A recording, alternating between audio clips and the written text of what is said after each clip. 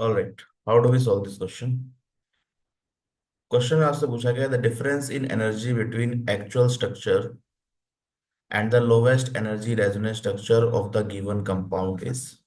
ठीक है, actual structure में और लोएस्ट एनर्जी रेजोनेंस स्ट्रक्चर में जो डिफरेंस है वो एनर्जी डिफरेंस क्या होता है।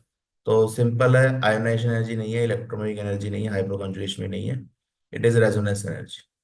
रेजोनेंस एनर्जी क्या होती है उसको समझते हैं, फिर स्टेटमेंट को समझते हैं। ठीक है, तो मान लीजिए एक कंपाउंड है, let's say you have this compound, इसमें रेजोनेंस हो रहा है। ठीक है, तो लेट्स डू रेजोनेंस। रेजोनेंस कैसे होगा, तो this bond can shift and this can shift.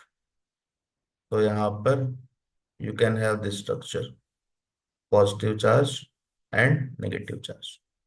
इसमें आप एक रेजोनेंस हाइब्रिड बना सकते हैं। तो let's make the resonance hybrid.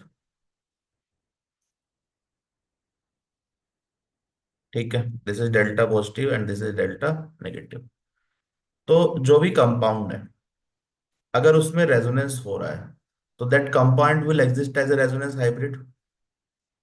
ठीक है, तो this is your actual compound. Actual compound का जो मॉलिक्यूल है वो इस फॉर्म में रहेगा, और ये जो वन और टू है, these are your resonance structure. These are your resonance structure. तो ये क्या बोल रहे हैं कि भाई आपका एक्चुअल स्ट्रक्चर और लोवेस्ट एनर्जी का मतलब क्या है। Lowest energy means most stable. Most stable जो रेजोनेंस स्ट्रक्चर है उसके बीच का जो डिफरेंस है दैट इज रेजोनेंस एनर्जी। तो most stable, this one is most stable, first one. भाई इसमें कुछ चार्जेस भी नहीं है, डबल बॉन्ड भी ज्यादा है। ठीक है, तो this is the most stable. तो यहाँ पे इस डेफिनेशन से क्या समझ में आ रहा है कि ये एक स्ट्रक्चर है और ये एक्चुअल कंपाउंड है। इसके बीच का जो एनर्जी डिफरेंस है that is your resonance energy. तो सही बात है, this delta H is going to be equal to resonance energy. ठीक है, इन दोनों के बीच का जो एनर्जी डिफरेंस। नाउ हमें पता है रेजोनेंस प्रोवाइड स्टेबिलिटी, तो एनर्जी यहाँ पे रिलीज होगी इस प्रोसेस में, delta H will be negative. इसको आप ऐसे भी समझ सकते हैं कि मान लीजिए इस कंपाउंड में रेजोनेंस नहीं होता। ठीक है, इस कंपाउंड में रेजोनेंस होता ही नहीं। तो अगर रेजोनेंस नहीं होता तो इसकी जो एनर्जी होती, भाई रेजोनेंस नहीं होता तो ये स्ट्रक्चर ही नहीं बनते, ये कंपाउंड होता। ठीक है, रेजोनेंस नहीं होता, और रेजोनेंस जब हो रहा है जो कि एक्चुअल कंपाउंड में होगा, so this is molecule without resonance. So this is let's say molecule जिसमें कोई रेजोनेंस नहीं हो रहा। ठीक है, मान लेता हूं कि अगर इसमें रेजोनेंस नहीं होता तो कुछ एनर्जी होती है इसकी, ई, लेट्स कॉल इट E1। ठीक है, और मान लीजिए ये मॉलिक्यूल है जो रेजोनेंस होने के बाद एक्चुअल मॉलिक्यूल जो है वो हाइब्रिड बना रहा है, ये वाला मॉलिक्यूल विद रेजोनेंस। तो ये जो डेल्टा एच है ये बेसिकली क्या है, this is E2 let's say. तो this is simply E2 minus E1, product minus reactant. ठीक है, तो रेजोनेंस एनर्जी को आप क्या क्या कह सकते हो, रेजोनेंस एनर्जी क्या है, energy release due to resonance. Energy released due to resonance. तो एक्स्ट्रा स्टेबिलिटी जिसकी वजह से आ रही है, energy release due to resonance. ठीक है, तो रेजोनेंस होने की वजह से स्टेबिलिटी क्यों आएगी, क्योंकि कुछ एनर्जी रिलीज होगी, तो that is your resonance energy. तो रेजोनेंस एनर्जी को आप ऐसे भी समझ सकते हो, देखो टेक्निकल डेफिनेशन तो यही है कि एक्चुअल स्ट्रक्चर और लोवेस्ट एनर्जी स्ट्रक्चर। अब लोवेस्ट एनर्जी स्ट्रक्चर हमेशा ही न्यूट्रल वाला ही आएगा। ठीक है, तो this is your lowest energy structure.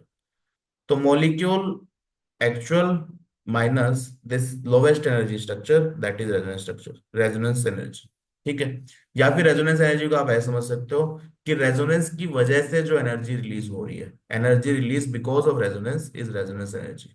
Resonance नहीं होता तो ये मॉलिक्यूल होता, इसकी एनर्जी E1 है, रेजोनेंस होने के बाद हाइब्रिड है तो इस E2। तो ये जो डिफरेंस है ये किसकी वजह से आ रहा है, सिर्फ और सिर्फ रेजोनेंस की वजह से आ रहा है। ठीक है, तो इसको हम बोल सकते हैं रेजोनेंस एनर्जी। तो रेजोनेंस एनर्जी को आप ऐसे भी समझ सकते हो कि energy release due to resonance. ठीक है, resonance energy is a measure of a measure of stability